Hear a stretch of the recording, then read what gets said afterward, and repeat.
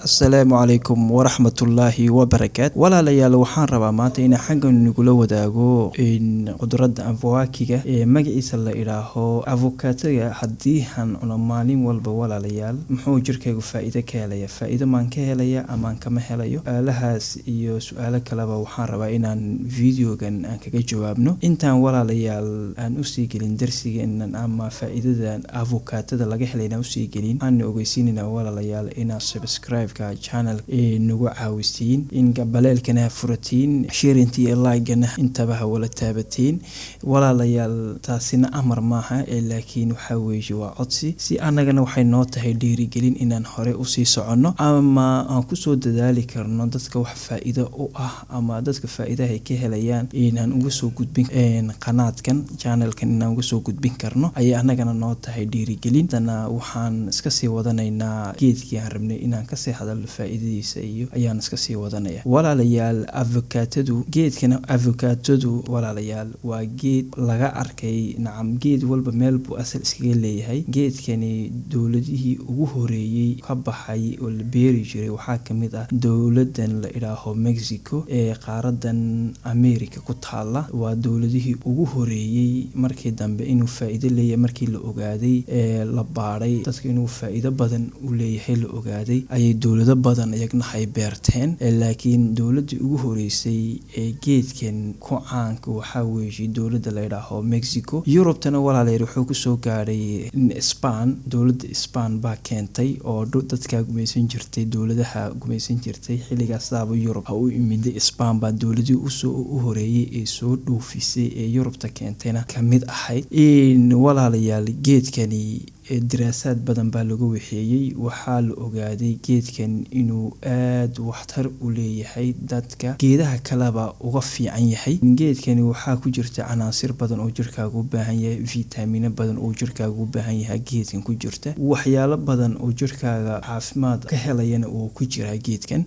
Walaalayaal haddii aan idhaahno geedkan faa'iidooyinkiisa ka hadla, kulley inay badanayso faa'iidooyin badan oo xaggan lagu soo koobi karin ayaa geedkan ayaa laga helayaa. Laakiin waxaan soo qaadanaynaa 1 2 3 ilaa 4 uma soo qaadanaynaa si oo qofkan ha u ogaado inuu geedkan uu faa'iidaha u leeyahay. Mar walba oo qofku og yahay meeshu inuu waxana faa'iidaha uu ka helay og yahay, qofku uu ku dadaalaa hadduu meel ha ka arko siduu u iibsan lahaa ama u soo qaadan lahaa wax walba uu faa'iido uu ku og. Hadduu og yahay waxan inuu faa'iido jirkiisa u leeyahay ama si kaleba faa'iidaha kaleba ha ka hele qofku uu ku dadaalaa. Walaalayaal geedkan faa'iidooyinka ugu horeyso oo qofkan horta uu leeyahay waxyaalaha oo kamid ah walaalayaal wuxuu fiican yahay geedkani caloosha waa u fiican yahay, afkana uu u fiican yahay. Afka inaheed xanuunada ku dhacana geedkani uu ka hortaga aad buu ugu fiican yahay.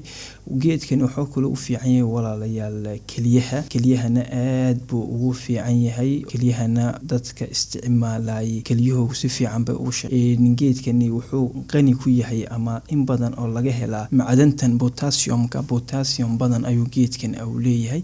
Geedkani waxaan soo dhaafay waa geedaha ugu looga helo murahooga ugu duhun badan. Xilligaas dufan badan buu leeyahay geedkani. Dufantan oo ah jirkaaga ayaa u baahan, oo sidaa daraadeed ayuu geedkani waa wax walaalayaal. Haddaan eegno faa'iidooyinka uu geedkan uu jirkeena u leeyahay walaalayaal, hore haddaan soo qaadano caloosha ugu fiican yahay. Isku xigta haddaan soo qaadano geedkani wuxuu fiican yahay wadnaha iyo xididadiisana aad buu ugu fiican yahay. Xididada oo dhan na uu safeeyaa oo aad buu xididada jirkana u fiican yahay, wadnahana aad buu ugu fiican yahay. Wuxuu kale walaalayaal u fiican yahay geedkani keliyahana aad buu u safeeyaa oo kiimikada iyo sunta ku jirta iyo waxa aad buu uga safeeyaa.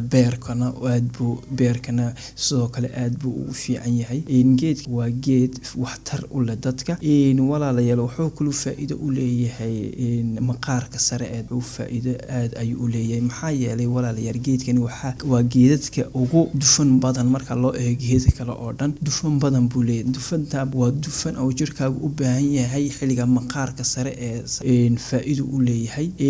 Inta ugu badanna waxay ka waxayaan kareemada iyo waxyaalaha la halmaalo oo dhan ayay ka waxeeyaan geedkan waa geed dufanka leh oo jirkuna maqaarka sarena aad iyo aad ugu baahan qofku hadduu marsado iyo hadduu u isticmaalo isagoo marsanayaba waxtarna u leh oo aad baa ayuu macruuf geedku xagga u yahay. geedkani sidoo kale walaalayaal indhahana uu fiican yahay, aragtidana uu fiican yahay oo de xubnooyinku u fiican yahay oo dhan walaalayaal. inkastoo jirku haadhe qofka bini'aadanka xubnihiisu aad u wala fiican yihiin ee xubnahay dhaamin, haddana xubnooyinka ugu muhiimsan ayuu geedkani u fiican yahay. xilliga maadaama geedkani faa'iido intaa leeg uu xambaarsan yahay, qofku inuu ku dadaali karo geedkan avokaatada haddii uu heli karayo waa geed waxtar aad u leh. qofku bini'aadanku hadduu heli karayaba inuu xabad iyo laba ka isticmaalo, inuu isticmaalo qof walba wax walba oo faa'iido ah qofku markuu ogaado, ama geed walba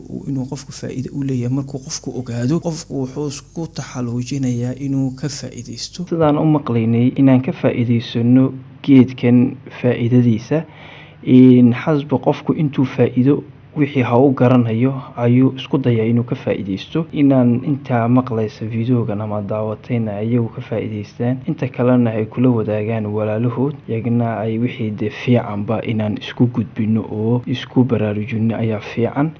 waxaan walaalayaal niga tegayaa videoga xiga. assalaamu calaykum waraxmatullaahi wabarakaatu.